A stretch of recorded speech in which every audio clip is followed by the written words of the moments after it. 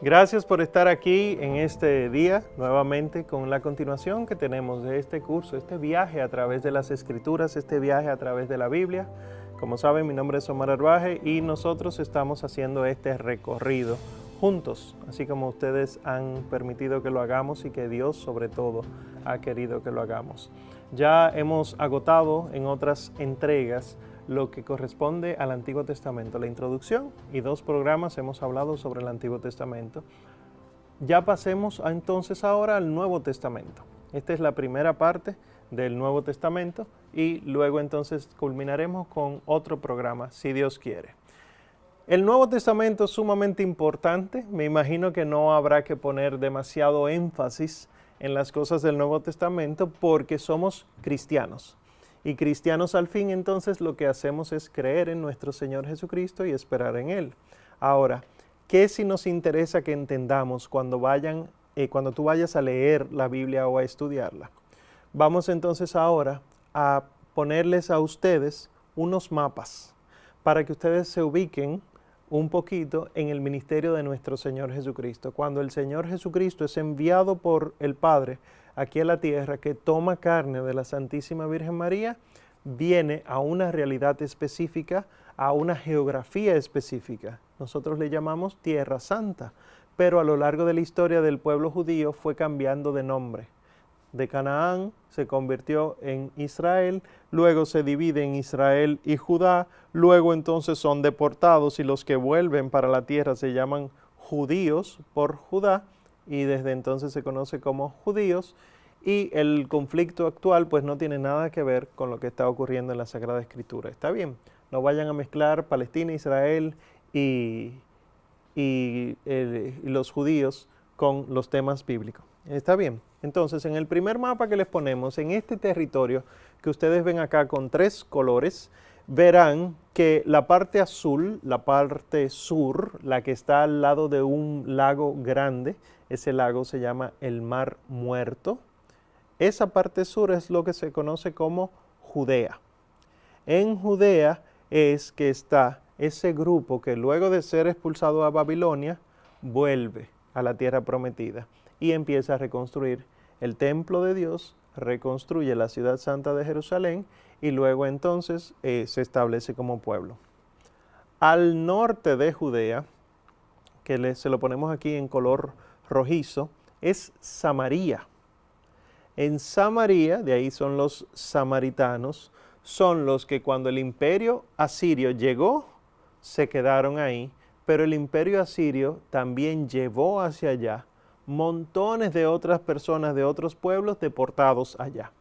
Y en este territorio que se conoce como Samaria, entonces ocurren muchas manifestaciones religiosas que no son de la única fe judía, sino que empieza a haber montones de manifestaciones indebidas. Y por eso es que los judíos, el sur, no quiere saber de Samaria y los considera incluso como paganos, como idólatras. Esto es interesante saberlo porque el Señor llega a hablar con una samaritana, o sea, una idólatra, para entonces evangelizarla. Y al norte de Samaria verán un territorio en amarillo que es lo que se conoce como Galilea. Galilea de los gentiles. En Galilea es en la parte norte donde estaban las tribus de Zabulón y Neftalí y tenían incluso un acento propio. De Galilea era nuestro Señor Jesucristo. Él era el Galileo.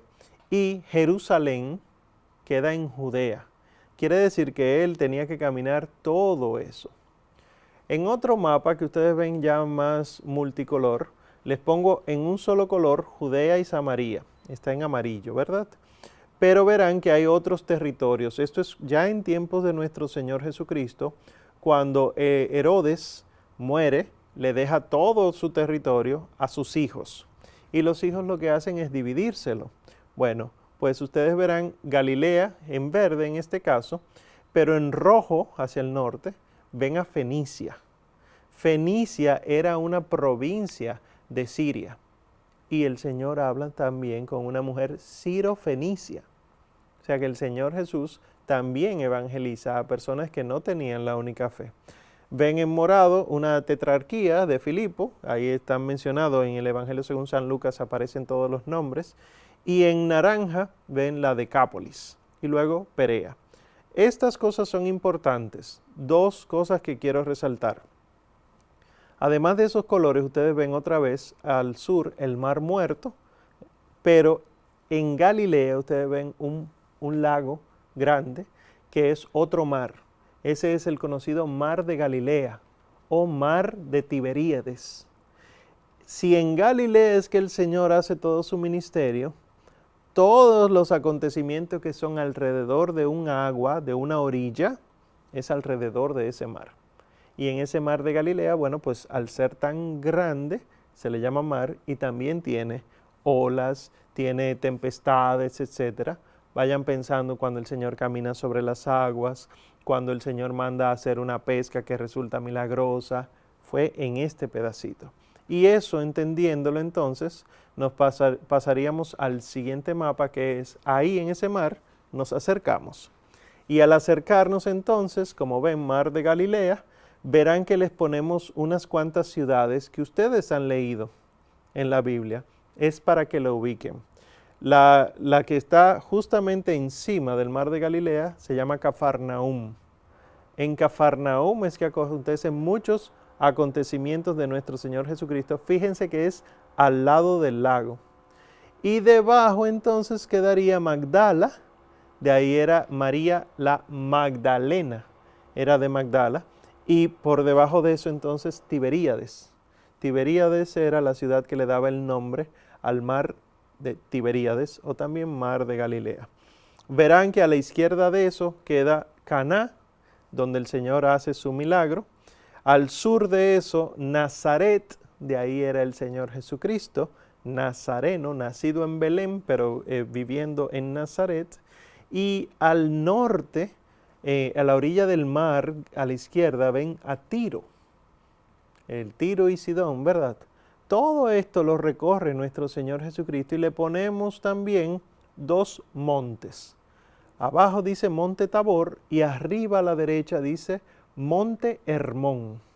¿Qué son estos montes? Realmente no tenemos constancia de a cuál monte fue que el Señor subió para transfigurarse. Según muchos estudiosos fue en el Monte Tabor, que sabemos que tiene connotaciones en el Antiguo Testamento, pero según otros fue en el Monte Hermón. Y por eso los que han viajado a estos lugares santos, pues se les llevan a ambos lugares para ver dónde pudieron acontecer estas cosas. ¿Qué sí nos interesa que entendamos de estos mapas? Que ustedes se ubiquen geográficamente, que los nombres que ustedes vayan leyendo en el Nuevo Testamento, cuando vayan a hacer su estudio o ya lo están haciendo, su lectura, no les resulten extraños. Las buenas Biblias suelen tener mapas detrás o en el medio. Consúltenlos, úsenlos. Lo dice Palestina en tiempos de Jesús. Eso es lo que ustedes tienen que ver. Igual, Jerusalén en tiempos de Jesús, pero Jerusalén es la ciudad, ¿está bien?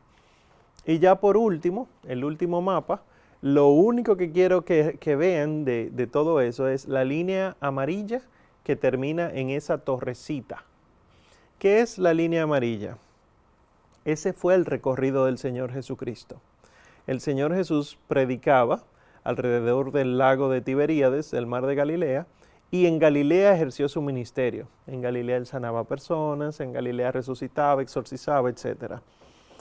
Pero él, como cualquier otro judío, tenía que ir a la ciudad santa de Jerusalén, al templo. Y de manera especialísima lo hacía para la Pascua. Según la tradición, el Señor Jesucristo duró 3 años de vida pública, o sea, 3 años evangelizando, convirtiendo a las personas.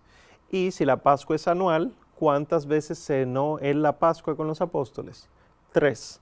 Las primeras 2 no son tan importantes para nosotros, pero la última sí, porque es donde se instituye la Santa Eucaristía. ¿Está bien? Entonces, cada vez que ustedes vean un evangelio, lo leen, ustedes ven que empieza narrando de cómo el Señor sanaba en ciudades de Galilea, pero luego Él empieza a bajar a Jerusalén o bajar, ¿verdad?, del norte a sur, pero Jerusalén está en una cima. O sea que baja y luego sube. Y cada vez que el Señor sube a Jerusalén, a la ciudad, Él empieza a decirle a los 12, el Mesías tiene que padecer mucho y será maltratado. Las 3 veces que subió para cada año, las 3 veces lo decía. Entonces, entendiendo estos mapas, a mí me interesa mucho entonces que entendamos cómo están ordenados los libros del Nuevo Testamento. Son menos que los del Antiguo Testamento, yo sé que lo saben, probablemente les resulten más familiares, por lo cual no le haremos un resumen de qué trata cada uno, sino que de lo que más me interesa que entendamos son 3 cosas. Primero, si los libros del Antiguo Testamento, recuerdan en los episodios pasados, se pueden englobar en la ley, los libros de sabiduría, los libros históricos primero, los de sabiduría y luego los proféticos, asimismo podemos tomar nosotros los libros del Nuevo Testamento. Los evangelios serían el nuevo Pentateuco, o sea, la nueva ley. ¿Dónde es que el Señor dice, si antes se le dijo, ahora yo le digo a ustedes? Es en los evangelios. Por lo tanto, en los primeros 5 libros de la Biblia son la ley que Dios dio al pueblo antiguo, pues el mismo Dios, Cristo, le da al pueblo nuevo, la iglesia, la ley, el mandamiento nuevo en los santos evangelios. Si luego del Pentateuco, Antiguo Testamento, vienen acontecimientos históricos, descripciones empezando con Josué y contando todo lo que pasó al pueblo, entonces los hechos de los apóstoles vienen a ser estos libros históricos. La historia del antiguo pueblo ya no es tan relevante porque el nuevo pueblo tiene una propia historia que Cristo va armando a través de la acción del Espíritu Santo. Y por eso entonces la historia de la iglesia, la historia del nuevo pueblo, la encuentran en los Hechos de los Apóstoles. Si luego de eso vienen los libros de sabiduría, recuerden que los libros sapienciales lo que explicaban era la manera en la que uno debía vivir correctamente la verdad de Dios y enseñaban sobre la paciencia, enseñan sobre corregir a los hijos, enseñan sobre cómo debe ser la mujer y el hombre, etc. Las cartas del Nuevo Testamento, las de Pablo, Santiago, Pedro, Judas, etc., nos hablan de esto, de cómo debemos vivir la fe que se nos predica. Y por último, si el Antiguo Testamento tenía todos los textos proféticos que denunciaban lo malo, anunciaban lo bueno y hablaban de lo que había de venir, nosotros tenemos el libro del Apocalipsis, cuyo autor es Juan, y que nos habla de lo bueno que es Dios, de lo malo que somos nosotros, de la necesidad de convertirnos y sobre todo de lo que ha de venir. Seguimos entonces, otro aspecto que me interesa que veamos es qué significan estos símbolos de los evangelistas. Ya habíamos dicho en episodio anterior que esto ocurría en el libro de Números, pero los evangelistas tienen estos símbolos por algo. El Evangelio según San Mateo se le atribuye la imagen del hombre, porque cuando uno lee el Evangelio según San Mateo, empieza diciendo, genealogía de nuestro Señor Jesucristo, hijo de Abraham, hijo de David. O sea, lo pone a nuestro Señor Jesucristo como hombre, punto. Que es Dios, sí, obvio, pero presenta su humanidad primero. O sea que Mateo se le atribuye el símbolo del hombre. Luego, cuando nosotros nos vamos al Evangelio según San Marcos, vemos que el Evangelio, que es el más breve de todos, ¿verdad? El Evangelio según San Marcos empieza describiendo lo siguiente. Oigan, para que sea interesante. Comienzo del Evangelio, ¿verdad? Y dice que conforme a lo que está escrito en el profeta Isaías, apareció Juan bautizando en el desierto, En el desierto, uno de los animales que normalmente estaba acechando a las personas era el león. Y por eso entonces Juan es comparado con este león que estaba en el desierto y que denuncia lo malo. Y por eso el Evangelio según San Marcos es representado con la cabeza del león. Luego, cuando nos vamos al Evangelio según San Lucas, descubrimos que este evangelio no empieza diciendo que el Señor Jesucristo estaba siendo anunciado, sino que lo que empieza diciendo es que en tiempos del rey Herodes había un sacerdote sirviendo en el templo que se llamaba Zacarías. ¿Qué es lo que se ofrece en el templo? ¿Qué animales que está constantemente siendo sacrificado en el templo? El buey, el toro. Y por eso San Lucas es representado con el toro. Y el último animal entonces por defecto que queda para representar como símbolo de los evangelistas es el Evangelio según San Juan, que aquellos que han leído el Evangelio según San Juan se darán cuenta que es muy teológico, es muy profundo para entender y, como decían los padres de la iglesia, es una teología tan alta que vuela incluso más alto que el águila. Y entonces se le atribuyó el símbolo del águila al Evangelio según San Juan. Entonces, luego de estos evangelistas, solamente quiero describir lo que falta, que serían los hechos, las cartas y el Apocalipsis. ¿Qué tienen los hechos? Los hechos de los apóstoles es como la segunda parte del Evangelio según San Lucas. Lo escribe el mismo autor, ¿verdad? Entonces, en los hechos de los apóstoles, nosotros descubrimos el único, no hay más, el único testimonio histórico de la primera iglesia.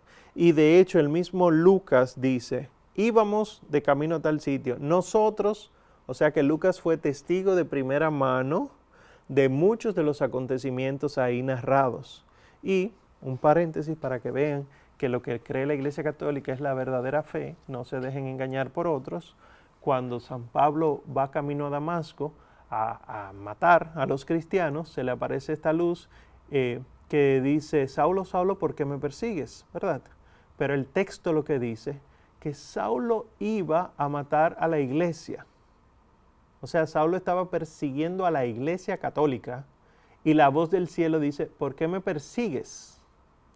O sea, no es a la iglesia que persigue. Y Saulo le dice, ¿quién eres? Y dice la voz, soy Jesús, a quien tú persigues. Queriendo decir que quien persigue a la iglesia persigue a Cristo, porque Cristo es la cabeza y la iglesia es el cuerpo. Está ahí en la Biblia.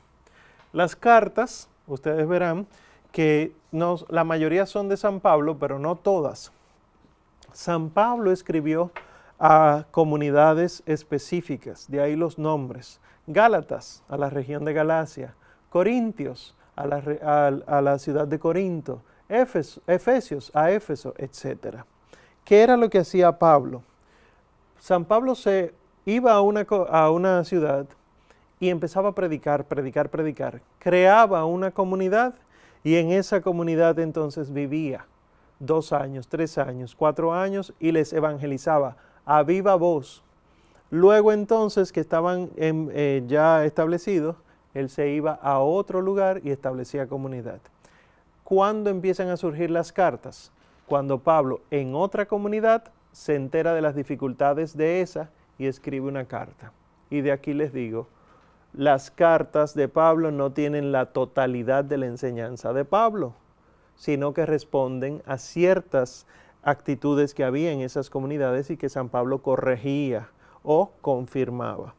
Hay una carta que se asume que no es de San Pablo, que es la carta a los Hebreos, porque se parece a San Pablo, pero no utiliza el lenguaje de Pablo ni saluda como San Pablo. Y las cartas católicas, que son de Santiago, San Pedro, San Juan y San Judas, que son otras cartas importantes para nosotros. Y por último el Apocalipsis, hermosísimo, ojalá podamos hacer un estudio sobre el Apocalipsis. En resumidas cuentas, lo que ve Juan es el triunfo de la iglesia, pero no de cualquier manera, sino la iglesia como novia del Cordero. O sea que el misterio de Cristo uniéndose a la iglesia es revelado en el Apocalipsis y aquí nosotros vemos que eso es lo que nos espera a todos nosotros para el final de los tiempos. Hagamos pues una primera pausa para luego entonces seguir profundizando en estas cuestiones del Nuevo Testamento para luego entonces hablar de nuestro Señor Jesucristo. No te muevas.